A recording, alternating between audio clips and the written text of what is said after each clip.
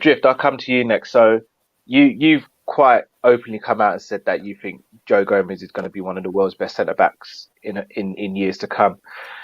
Now, obviously, again, we use hindsight, but going into the transfer window, I think the main priorities, if you ask most Liverpool fans, were a left back to deputise for Robbo and to give him some cover there, a attacker who can cover the front three, and we did that with Jota, and then obviously Thiago, who's just a world class centre midfielder who just adds a different dynamic to the team.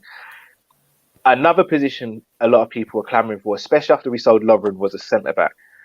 Obviously, the goalkeeper situation's come up recently because of the performances from Adrian. Do you think we missed a trick there by not signing a centre back, and do you think it will come back to bite us in the butt? Yeah, I do. I really do. I mean, I agree. Apart from playing Fabinho at centre back, which you obviously know I'm not a fan of unless it's the last resort. Everything Biz said was spot on. Like, I agree with everything, especially the age. Trent and Gomez are the two struggling the most in our team, and they're the youngest. Clearly, they're the ones who are struggling to not let it go to their head as much and to kind of, like, I don't know, like maybe not feel like you're untouchable.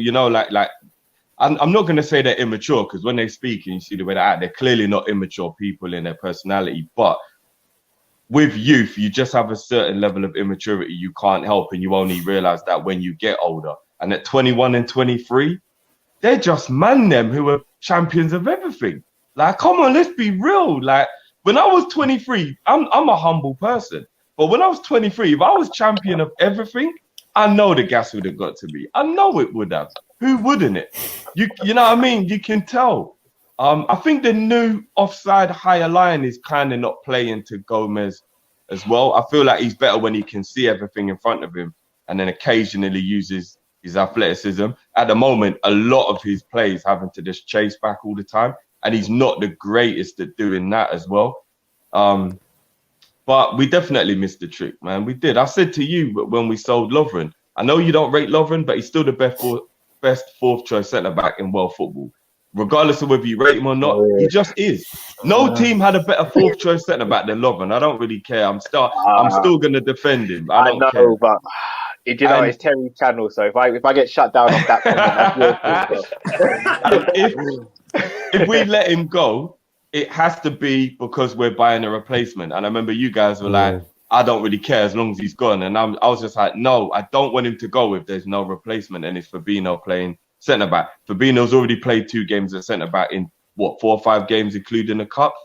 So we missed the trick, you know what I mean? And with Gomez being dropped, I agree. You know, I've said for a while Gomez should be dropped. But then I get a little bit of a weird feeling, because then apparently the best striker in the league, who's Aubameyang, I don't know if Gomez took him out of his pocket before he put his shorts in the wash. So it's kind of weird, isn't it? It's a difficult one. Like, Gomez literally had a 10 out of 10 performance and then a 3 out of 10 performance 1 week apart. And I guess that's inconsistency that comes with age. And remember, injury always stopped this form. This is kind of the first time he's ever played past an injury. And maybe he's even just struggling at his young age with consistency, because that's another thing you gain with maturity a lot of the time. He's like, wow, playing at this level every week, it is difficult, isn't it? And normally an injury stops me, but now there's no injury. I've just got to figure out how to keep being on it every week for the whole season. So he'll get through this. It's Rio Ferdinand 2.0. I've told you already, like, Gomez is different levels. He's just having a bad patch. Man. That, and he's still hungover from being champions of everything at 23 years old. You know what I mean? Hey, I've got a question for Callum and everyone. So you look at Manchester City last season. Obviously, we know why they lost the league, because they were just miles worse than what we were, and we were the best team by an absolute country mile. But one of the things that stands out is the fact that they didn't replace Vincent Kompany. Mm-hmm. Now, I'm not saying that Lovren's a Vincent Kompany-esque type player, but they had a hole at centre-back, which they didn't replace, which then meant they had to put Fernandinho at centre-back. I was the first one from a third eye view on Football Terrace. I spoke to you, man, about it. I give them all the smoke, because for me, that was Pep Guardiola's ego getting involved, like, oh, we don't need to replace him, we can do it my way, and it backfired significantly. We've then gone and done something kind of similar. Don't get me wrong, Fabinho's a lot younger age and stuff like that, but for me, it's a massive trick. Like, do you not worry that that could happen to us?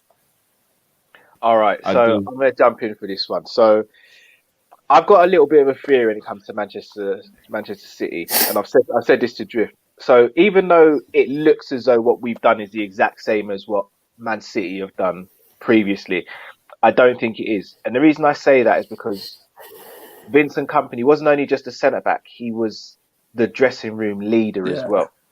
So you look at our team and you look at Man City's team. Now, in terms of talent, there's not much between the two teams. There's not much at all. But if you look at leaders from back to front, Alisson's a leader. Van Dijk's a leader. Robertson's a leader. Henderson's obviously a leader. Thiago's a leader. Milner. You've got Mane's a leader. Salah's a leader. Like, we've got so many leaders. Milner doesn't even start most of the game. He's a leader. So you look at the dynamic of the team. Yes, we haven't replaced Lovren, but we've got so many leaders there that, and again, I know it's kind of counterproductive because we just got packed in 7-2. But you look at that team, Man City don't really have many leaders. They've got great players, but no Kompany and Silva going now. Apart from Aguero and Fernandinho, De Bruyne, who leads by example, who would you really say is a leader in that squad? You wouldn't. There's no one that really stands out. Now, in terms of the fourth choice centre-back situation, in my opinion, I actually thought we would go and get somebody. I didn't think it would be someone extravagant, but I thought we'd go and get someone to be another choice. And not just because we needed someone, but because I think Klopp would have seen what happened to Man City and thought, right, I'm a potential Van Dijk injury away from having a bad season potentially. Now, him not getting a centre-back for me isn't wise. And the reason it's not wise is because Matip and Gomez are known to get injuries for fun. So when people talk about it saying it's hard for us to get a fourth choice centre-back, I don't think it is, because you're not going out to buy a fourth choice centre-back, because any centre-back you bring in knows they'll get ample amount of game time because Gomez and Matip will either be injured or will need to be rested to avoid them getting injured. So to answer the question succinctly, us not getting a centre-back, in my opinion, was very, very silly and not smart business. I really hope it doesn't come back to kick us.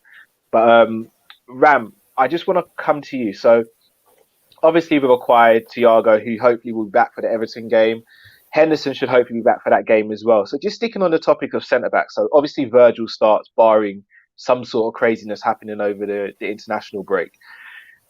Is there an argument to say Fabinho should start? Because if Fabinho starts, you can slightly drop the line back. So I'm not saying to start defending on the edge of our box, but you can defend instead of the halfway line, you can maybe defend about 20 yards further back because Fabinho hasn't got that recovery pace. But because you have Henderson and Thiago in that midfield, you don't necessarily have to press as much because you have more of the possession and you have more of the control. You also have someone creative in the middle who can unlock potential defences. Would you say that is the right way to go for the Everton game, or would you still want to see Gomez start when you look at the pace and power of Calvert-Lewin and Richarlison? I would have to go with the latter. I don't want to see Fabinho being used as a centre back very often. I think it has to be a last resort, and I do like him in that DM position, the kind of destroyer midfield that breaks play up, gets in those tackles and necessary tackles as well in the last ditch kind of ways.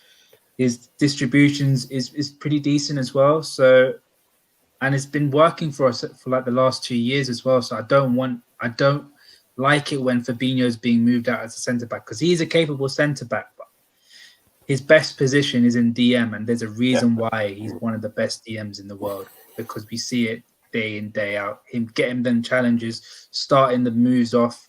And plus, if you put Henderson in DM, I think you limit the kind of abilities that he has as a centre midfielder. And I think he is as crucial as a centre midfielder as is Fabinho as a DM.